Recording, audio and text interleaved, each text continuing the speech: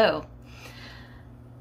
I don't know if you're a math nerd or not. I certainly am not.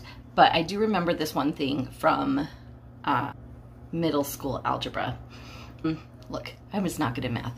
I was so mad when I got to 7th grade. Where I grew up, 7th grade is your first year of junior high.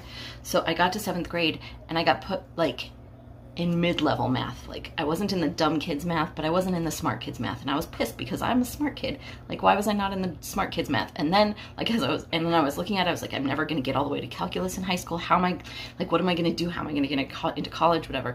And then, like, we got into it in like 7th grade, and I was like, oh God, I don't want to be any smarter than this. Like, this is hard and I hate it. So, and then when it got to college time, sorry, I don't mean to talk about math in this legal writing video so much, but when I got to college and I had to take like math credits, I took like basic intro to algebra just so I wouldn't have to keep taking math.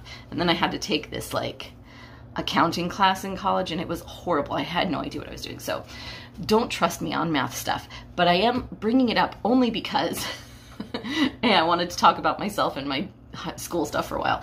But I want to talk today about what I call the order of operations when you're writing a brief, right? When you do the order of operations in math, it's like first you have to do this, and then you have to do this, and then at the end you put it all together and it makes the equation correct, or you solve the equation. When I'm writing a brief, I have a very specific order in which I do things, and there's a reason for all of it. And so this video is just going to be like a quick overview of what my order of operations is, and then I'm going to do separate videos for each of the stages of those of that order. And then even within each of those stages, it's probably going to get broken down even more because I have a very, very specific method by which I do things. Now, the reason for having a method like this is this way, because I write so much that's for someone else, so it's not a case that's mine. So I do a lot of ghost writing, obviously, ghost briefs, but I don't know the factual scenario. I've never talked to the plaintiff. I didn't read the complaint. I don't know what the discovery says. I don't know any of this stuff. So I have to make sure that I have a thorough system and a thorough way to make sure that I didn't leave anything out. So the way I do that is by following carefully this order of operations every single time.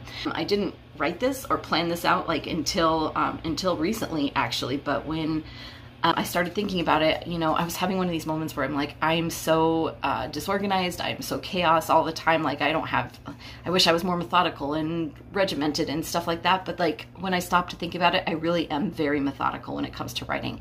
I don't move on to the next stage of operations until I've completed everything in the previous stage, because that way it saves me time later. I don't have to hop back and forth all the time looking for things. So, okay, 8 stages. 8 stages in the order of operations. I don't know why I just gave you a 4 sign, but 4 times 2 is 8. So there we go. Okay. Stage 1, know what you're writing. Make the plan. Are you initiating the motion? Are you opposing something? What's your goal? What do you want? Why are you writing it? What's the thing you want to get out of it? That should be like step number 1. Do you know what you have to argue? Like, what if you're asking for something, do you know like a specific thing you're trying to get? Is there like a specific element at issue? Do you know what that is? Know what that get your direction. It's like when you start anything, you got to have your vision. What's your goal?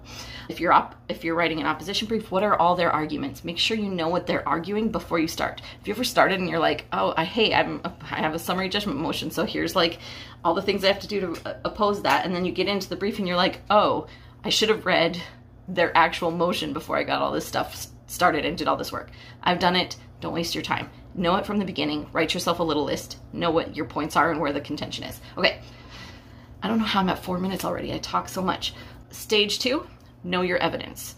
What are the things that we have that are going to lay the foundation to get us to where we're going? Secondly, and as part of knowing your evidence, I do it 2 ways. I create an evidence worksheet that helps me go through all the evidence that we have, and then I create a factual statement from that evidence. I'm going to talk about those a lot. And then when I'm through all that, then it's time to start on the brief. The first thing I do is outline introduction, statement of facts, legal argument, conclusion, right? Those are your basic 4 pieces of a brief. And I start always with the statement of facts. Which shouldn't be too hard because I just did that in the know your evidence stage, right? So that's an easy copy and paste, get it into the statement of facts.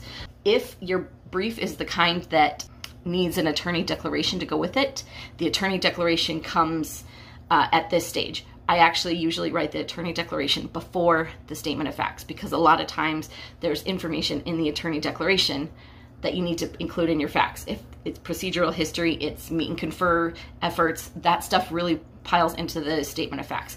It's maybe part of your know your evidence stuff as well, but the attorney declaration goes right in there between knowing your evidence and writing your statement of facts. Okay, after you start your statement of facts, I move on to the legal arguments. I will outline the legal arguments. I created that legal argument section already, right, in the brief, and now I'm gonna lay out the arguments. Maybe it's by element. Maybe I'm gonna outline it by, you know, different definitions, or the different stages of different things we need. I don't know, it depends. So you're gonna have to, that's probably the most thinking that you're gonna do on your brief.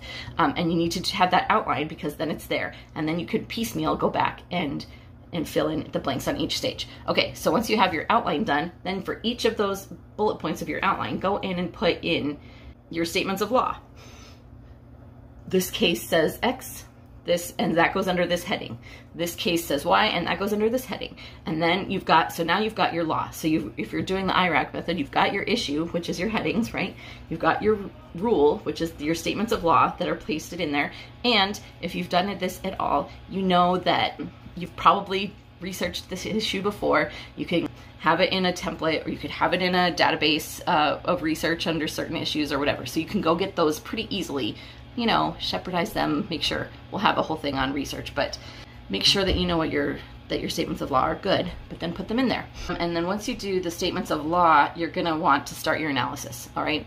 And so now you've got to pull in those statements of fact that you put up there, know which ones apply to which portion of the law of your legal analysis that you're doing, which section of your outline that they apply to, stick them in there, and then write your because statements. Rule, you might even do a conclusion, like conclusion because here's the fact. The rule says this, here's our fact, therefore conclusion, right? Pretty simple, straightforward. Once you get all of your analysis done, then you write your conclusion. You could put the conclusion in at the beginning. That part doesn't really matter, because your conclusion is basically one sentence based on the foregoing. The moving party respectfully requests X, Y, and Z. But make it a clear statement. And then finally, the very last thing you do in a legal brief is to write your introduction. I know that seems silly because that's the first thing people read, but because it's the first thing people read, you need it to be good, you need it to be solid, you need it to be an accurate explanation of all the arguments that are to come in your brief, and you need it to be catchy.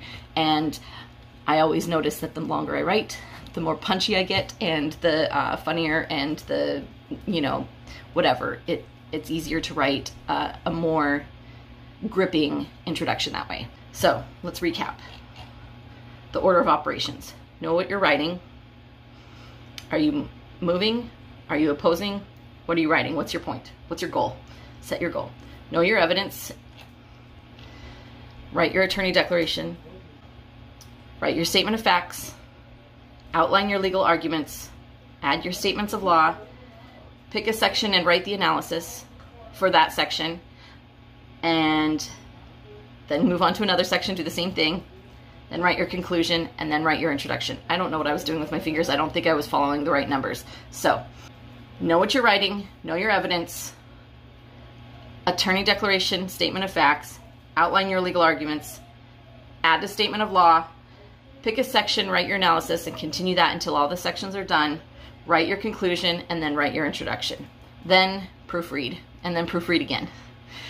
All right, so that's your statement. That's the order of operations. All right, bye.